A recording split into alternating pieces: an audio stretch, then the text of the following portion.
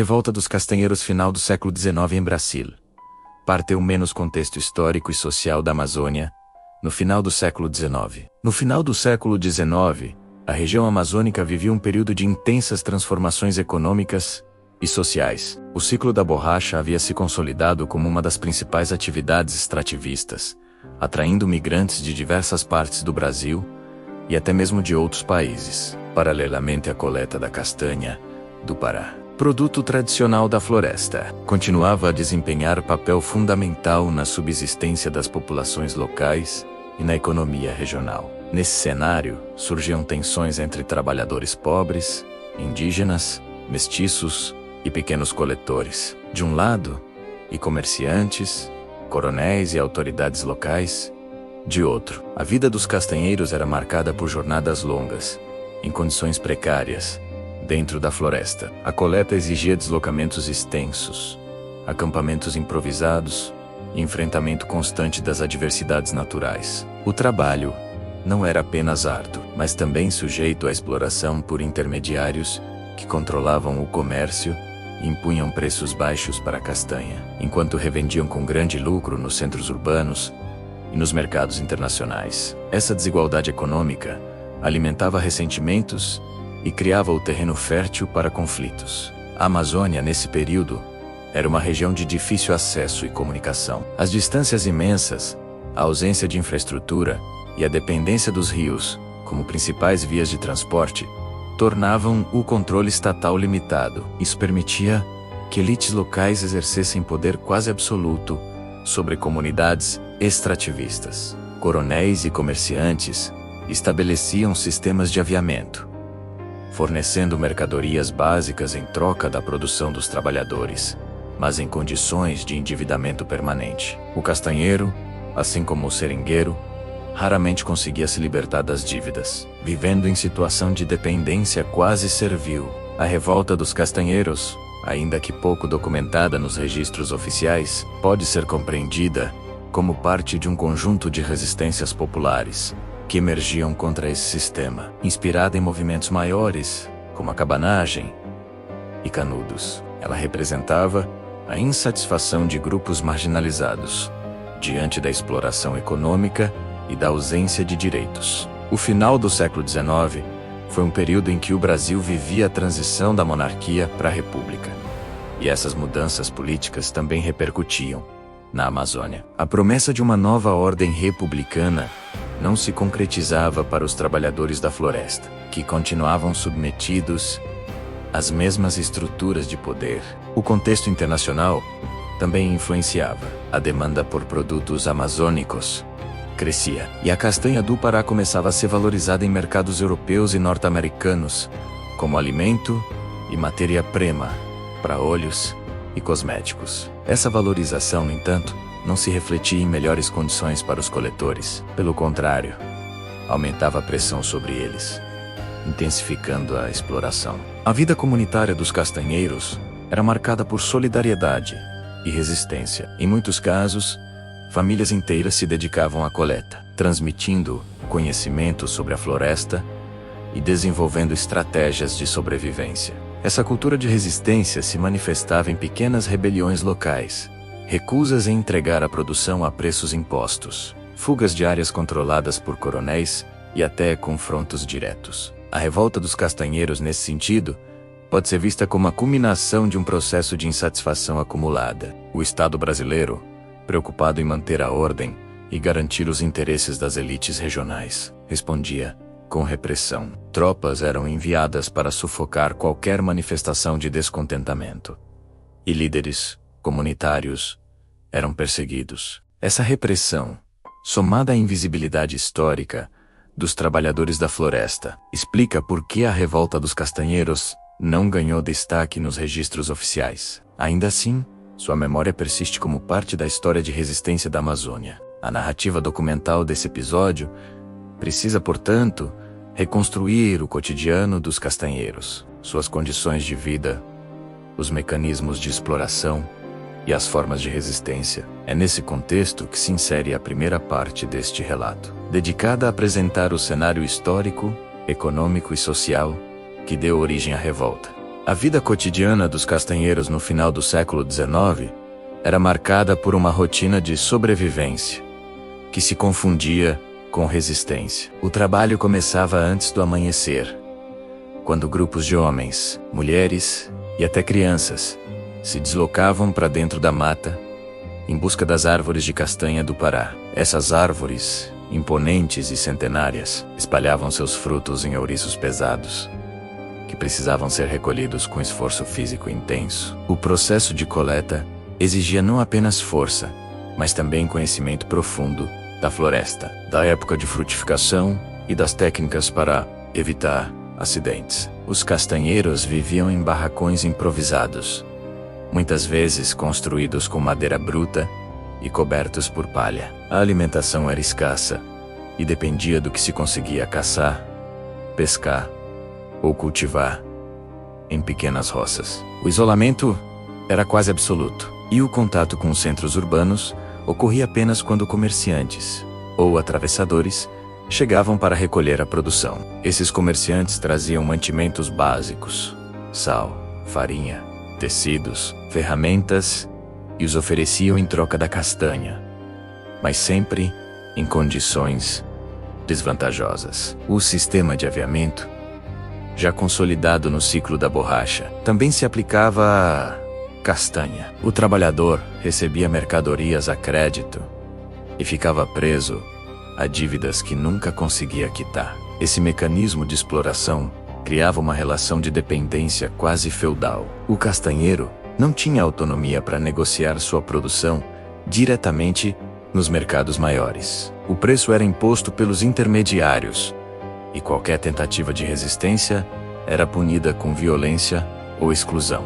Muitos trabalhadores eram obrigados a entregar toda a colheita a um único comerciante, que controlava não apenas o comércio, mas também a vida social da comunidade. Essa concentração de poder gerava ressentimento e alimentava o espírito de revolta. O contexto político do Brasil, no final do século XIX, também contribuía para esse cenário. A Proclamação da República, 1889, trouxe expectativas de mudança, mas na prática, pouco alterou a vida dos trabalhadores da floresta. As elites regionais continuaram a exercer poder absoluto, e o Estado mantinha sua presença apenas para garantir a ordem e proteger os interesses dos grandes comerciantes. A promessa de cidadania e direitos não chegava às margens dos rios amazônicos, onde castanheiros e seringueiros permaneciam invisíveis. A revolta dos castanheiros pode ser entendida como uma resposta a esse conjunto de fatores. Não se tratava de um movimento organizado em moldes militares ou políticos, mas de uma série de resistências locais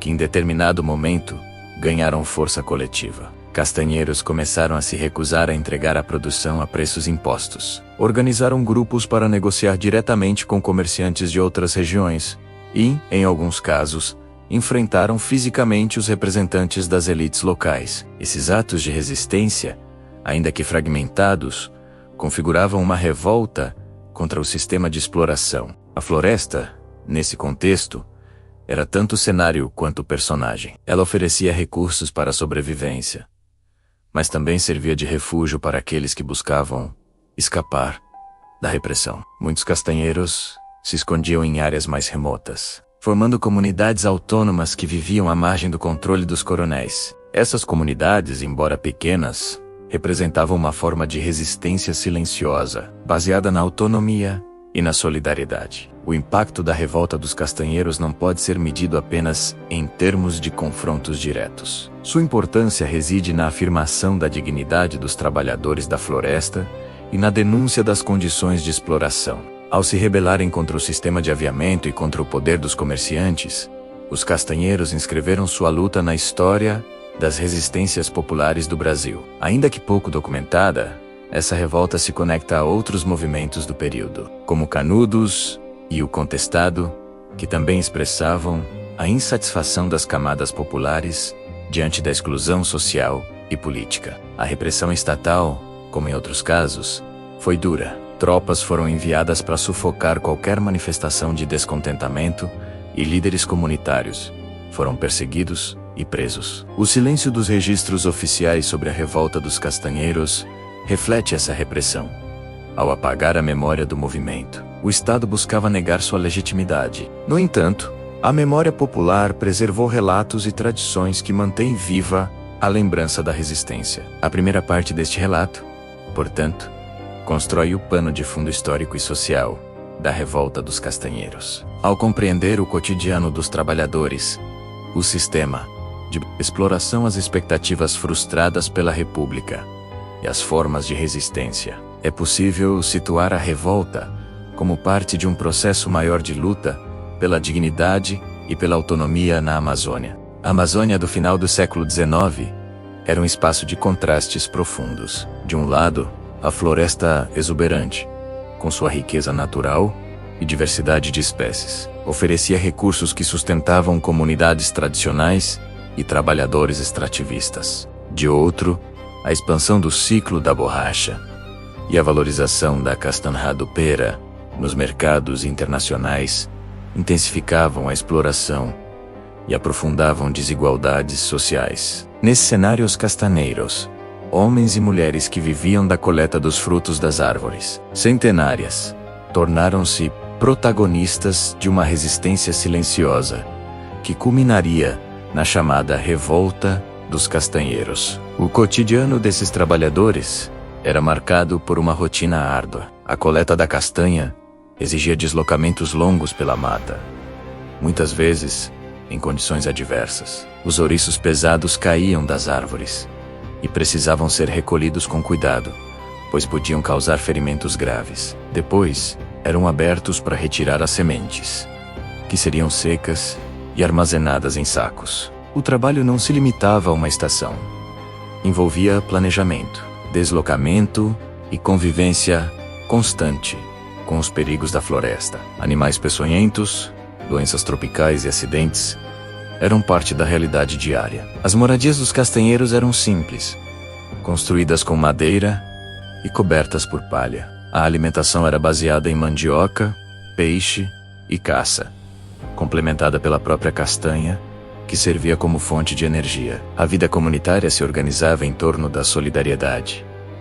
Famílias se ajudavam na coleta, compartilhavam alimentos e cuidavam dos doentes. Essa cultura de cooperação era fundamental para enfrentar as dificuldades impostas pelo isolamento e pela exploração. O sistema de aviamento, já consolidado no ciclo da borracha, também se aplicava à castanha. Comerciantes forneciam mercadorias básicas, sal, tecidos, ferramentas, em troca da produção, mas sempre em condições desvantajosas. O castanheiro recebia crédito e ficava preso a dívidas que nunca conseguia quitar. Esse mecanismo criava uma relação de dependência quase servil, em que o trabalhador não tinha autonomia para negociar sua produção diretamente nos mercados maiores. O preço era imposto pelos intermediários, e qualquer tentativa de resistência era punida com violência ou exclusão. A Proclamação da República,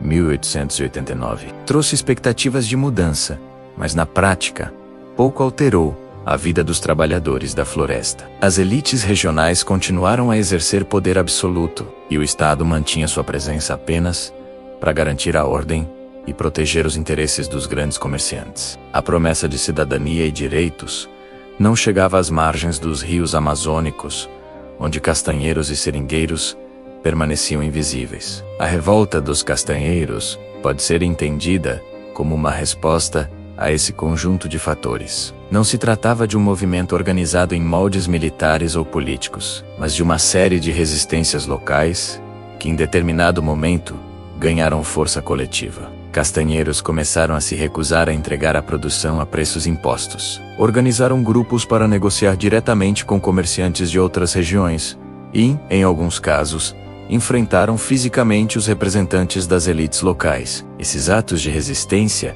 ainda que fragmentados, configuravam uma revolta contra o sistema de exploração. A floresta, nesse contexto, era tanto cenário quanto personagem. Ela oferecia recursos para a sobrevivência, mas também servia de refúgio para aqueles que buscavam escapar da repressão. Muitos castanheiros se escondiam em áreas mais remotas, formando comunidades autônomas que viviam à margem do controle dos coronéis. Essas comunidades, embora pequenas, representavam uma forma de resistência silenciosa, baseada na autonomia e na solidariedade. O impacto da revolta dos castanheiros não pode ser medido apenas em termos de confrontos diretos. Sua importância reside na afirmação da dignidade dos trabalhadores da floresta e na denúncia das condições de exploração. Ao se rebelarem contra o sistema de aviamento e contra o poder dos comerciantes, os castanheiros inscreveram sua luta na história das resistências populares do Brasil. Ainda que pouco documentada, essa revolta se conecta a outros movimentos do período, como Canudos e o Contestado, que também expressavam a insatisfação das camadas populares diante da exclusão social e política. A repressão estatal, como em outros casos, foi dura. Tropas foram enviadas para sufocar qualquer manifestação de descontentamento e líderes comunitários foram perseguidos e presos. O silêncio dos registros oficiais sobre a revolta dos castanheiros reflete essa repressão. Ao apagar a memória do movimento, o Estado buscava negar sua legitimidade. No entanto, a memória popular preservou relatos e tradições que mantêm viva a lembrança da resistência. A primeira parte deste relato, portanto, constrói o pano de fundo histórico e social da revolta dos castanheiros. Ao compreender o cotidiano dos trabalhadores, o sistema de exploração, as expectativas frustradas pela República e as formas de resistência, é possível situar a revolta como parte de um processo maior de luta pela dignidade e pela autonomia na Amazônia. Parte 2: menos conflitos locais, paralelos com outras revoltas brasileiras e a escalada da repressão no prosseguimento da narrativa documental. A segunda parte da revolta dos castanheiros mergulha nos desdobramentos concretos da insatisfação popular. Se na primeira parte foi possível compreender o cotidiano dos castanheiros, suas condições de vida e o pano de fundo político e econômico, agora é necessário observar como essa insatisfação se transformou em ação coletiva, como se conectou a outros movimentos sociais do Brasil e como provocou a reação das elites e do Estado. A insatisfação dos castanheiros não surgiu de forma súbita. Ela foi resultado de décadas de exploração, de promessas não cumpridas e de exclusão social. O sistema de aviamento, que aprisionava trabalhadores em dívidas eternas, era o principal motor da revolta. Muitos castanheiros começaram a perceber que, mesmo aumentando sua produção, jamais conseguiriam se libertar da dependência dos comerciantes. Essa percepção gerava frustração e alimentava a ideia de que apenas a resistência poderia mudar a situação. Os primeiros sinais de conflito surgiram em pequenas comunidades isoladas. Castanheiros se recusaram a entregar a produção a preços impostos e buscaram alternativas para negociar diretamente com comerciantes de outras regiões. Essa atitude, aparentemente simples, representava uma ruptura com o sistema estabelecido. Ao desafiar os coronéis locais, os castanheiros colocavam em risco não apenas sua subsistência, mas também a ordem social que sustentava o poder das elites. Esses focos de resistência começaram a se multiplicar. Em diferentes pontos da Amazônia, grupos de castanheiros organizavam reuniões clandestinas para discutir estratégias. Alguns defendiam a fuga para áreas mais remotas da floresta, onde poderiam viver de forma autônoma. Outros acreditavam na necessidade de confrontar diretamente os comerciantes e suas tropas. Essa diversidade de estratégias refletia a heterogeneidade do movimento, que não tinha uma liderança centralizada, mas se articulava em torno de um objetivo comum: romper com a exploração. A revolta dos castanheiros, nesse sentido, guarda paralelos com outros movimentos populares do Brasil do século XIX. A cabanagem, ocorrida entre 1835 e 1840 na própria Amazônia, foi uma revolta de caráter popular, marcada pela participação de indígenas, mestiços e camponeses contra as elites locais e o governo imperial. Assim como os castanheiros, os cabanos buscavam autonomia e resistiam à exploração. A balaiada, no Maranhão, também expressou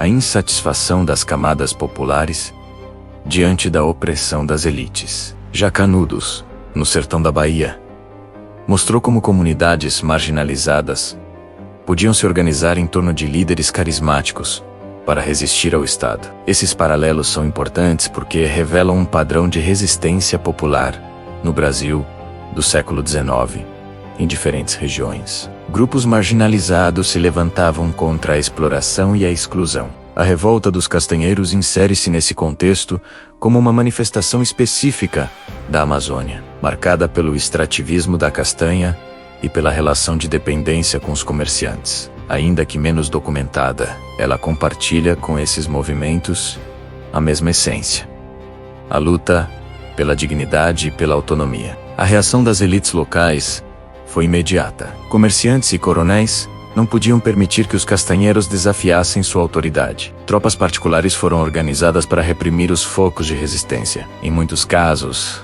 a violência foi brutal.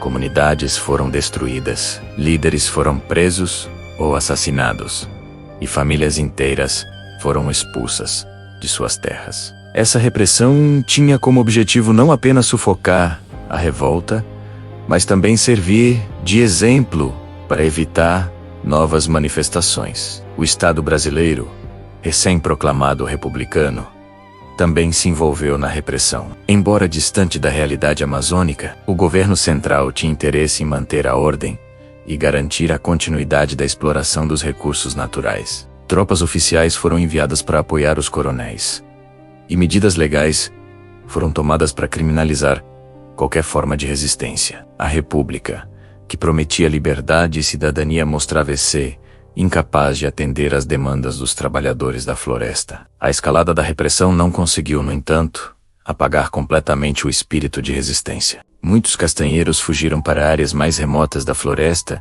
onde formaram comunidades autônomas. Essas comunidades, embora pequenas e isoladas, representavam uma forma de resistência silenciosa. Vivendo à margem do sistema de aviamento, elas preservavam tradições e mantinham viva a memória da revolta. Essa resistência silenciosa seria fundamental para inspirar movimentos posteriores. A revolta dos castanheiros também teve impacto cultural. A memória da resistência foi preservada em relatos orais, transmitidos de geração em geração. Histórias de coragem, de enfrentamento e de solidariedade circulavam entre as comunidades, fortalecendo a identidade coletiva. Essa memória popular, ainda que invisível nos registros oficiais, é essencial para compreender a importância da revolta. Ela mostra que, mesmo diante da repressão, os castanheiros conseguiram afirmar sua dignidade e deixar um legado de resistência. A segunda parte deste relato,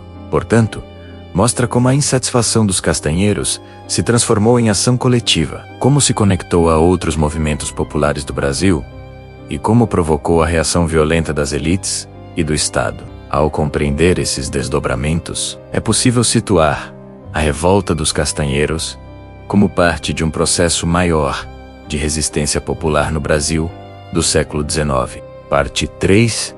Menos dinâmica da repressão estatal. Papel das elites regionais e violência contra trabalhadores extrativistas indígenas. A terceira parte deste relato documental sobre a revolta dos castanheiros concentra-se na resposta das elites regionais e do Estado brasileiro diante da resistência popular. Se até aqui vimos o cotidiano dos castanheiros, os primeiros focos de insatisfação e os paralelos com outras revoltas, agora é necessário compreender como a repressão se organizou, quais mecanismos foram utilizados para sufocar a revolta e quais consequências essa violência trouxe para os trabalhadores extrativistas e para as comunidades indígenas da Amazônia. A repressão contra os castanheiros não foi apenas uma reação espontânea das elites locais. Ela se estruturou em torno de interesses econômicos e políticos bem definidos. Os comerciantes e coronéis que controlavam o sistema de aviamento dependiam da submissão dos trabalhadores para manter seus lucros. Qualquer tentativa de ruptura ameaçava não apenas seus negócios, mas também sua posição social e política. Por isso, a repressão foi planejada e executada com rigor, envolvendo tanto forças privadas quanto tropas oficiais. Os coronéis locais organizavam milícias armadas, compostas por jagunços e capangas, que atuavam como instrumentos de intimidação. Esses grupos percorriam as comunidades de castanheiros, confiscavam a produção e puniam aqueles que se recusavam a entregar os frutos. A violência era brutal. Espancamentos, prisões arbitrárias e até assassinatos eram utilizados para impor o medo e garantir a obediência. Essa prática não era exclusiva da Amazônia. Em várias regiões do Brasil, coronéis utilizavam jagunços para manter o controle sobre trabalhadores rurais e camponeses. O Estado brasileiro, por sua vez, desempenhava papel ambíguo. Oficialmente, sua função era garantir a ordem e proteger os cidadãos. Na prática, porém, o governo central apoiava as elites regionais e reprimia qualquer forma de resistência popular. Tropas oficiais foram enviadas para a Amazônia com o objetivo de sufocar os focos da revolta dos castanheiros. Essas tropas atuavam em conjunto com as milícias dos coronéis, ampliando a violência e criminalizando os trabalhadores. A República, recém-instalada, mostrava-se incapaz de atender às demandas sociais e revelava sua face autoritária. A repressão não se limitava aos castanheiros. Comunidades indígenas também foram alvo da violência, pois muitas vezes apoiavam ou se solidarizavam com os trabalhadores extrativistas. Os indígenas, que já sofriam com a invasão de suas terras e com a exploração de sua mão de obra, passaram a ser vistos como aliados da revolta e, portanto, como inimigos das elites. Expulsões, massacres e destruição de aldeias foram registrados nesse período, aprofundando a marginalização das populações originárias. A violência contra os castanheiros indígenas tinha como objetivo não apenas sufocar a revolta, mas também apagar sua memória. O silêncio dos registros oficiais sobre a revolta dos castanheiros reflete essa tentativa de invisibilizar o movimento. Ao negar sua existência, o Estado buscava legitimar a repressão e impedir que a resistência se tornasse exemplo para outros grupos. Essa estratégia de apagamento histórico foi comum em várias revoltas populares do Brasil, como Canudos e o Contestado, que também foram retratadas como ameaças à ordem e não como lutas legítimas por dignidade. Apesar da repressão, a resistência persistiu em formas silenciosas. Muitos castanheiros fugiram para áreas mais remotas da floresta, onde formaram comunidades autônomas. Essas comunidades viviam à margem do sistema de aviamento e preservavam tradições culturais e práticas de solidariedade. Embora pequenas e isoladas, elas representavam uma forma de resistência contínua, que mantinha viva a memória da revolta e inspirava gerações futuras. Essa resistência silenciosa é fundamental para compreender a importância da revolta dos castanheiros, pois mostra que, mesmo diante da violência, os trabalhadores não se renderam completamente.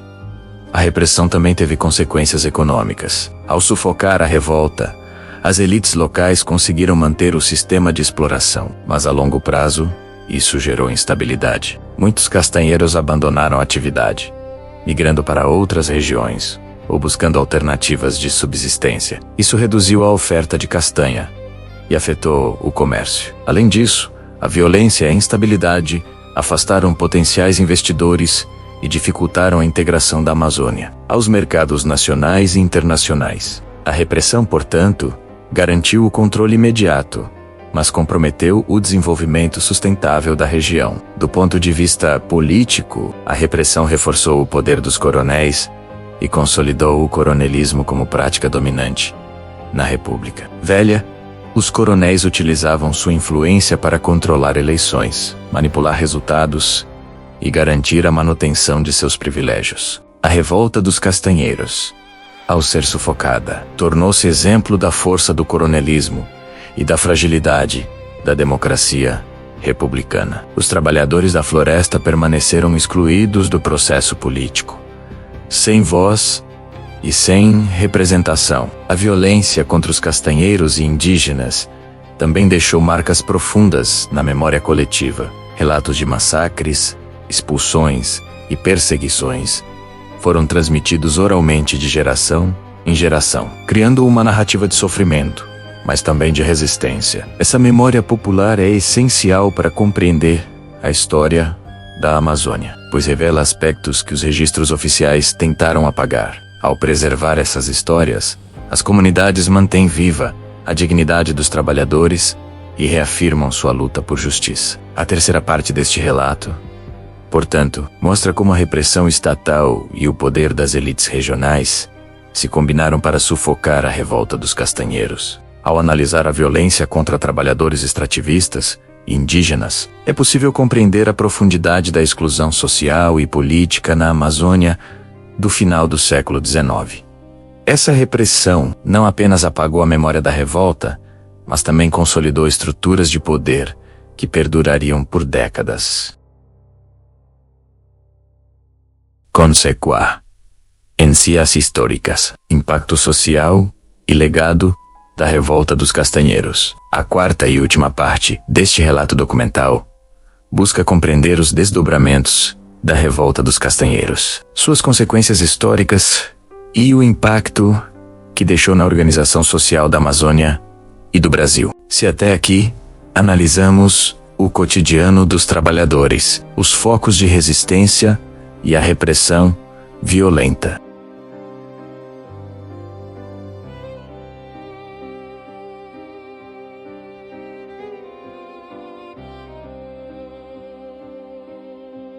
A Revolta dos Castanheiros, embora pouco documentada nos registros oficiais, teve efeitos profundos na vida das comunidades amazônicas.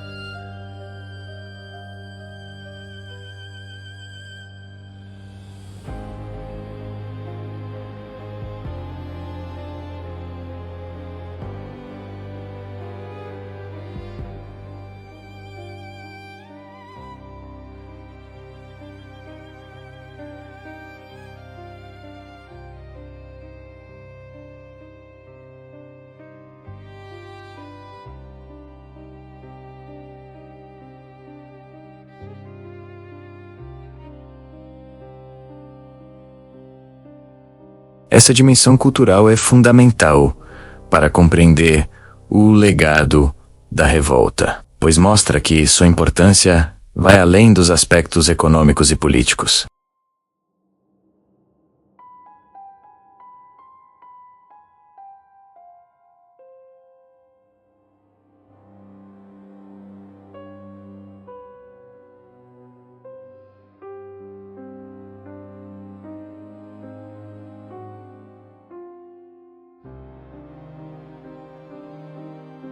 A luta dos castanheiros, ainda que sufocada, deixou sementes que germinariam em movimentos posteriores. A quarta parte deste relato, portanto, mostra como a revolta dos castanheiros se inscreve na história da Amazônia e do Brasil. Ao analisar suas consequências econômicas, políticas, sociais e culturais, é possível compreender a profundidade de seu impacto e a importância de preservar sua memória. A revolta não foi apenas um episódio isolado, mas parte de um processo maior de resistência popular, que continua a inspirar lutas por justiça e dignidade.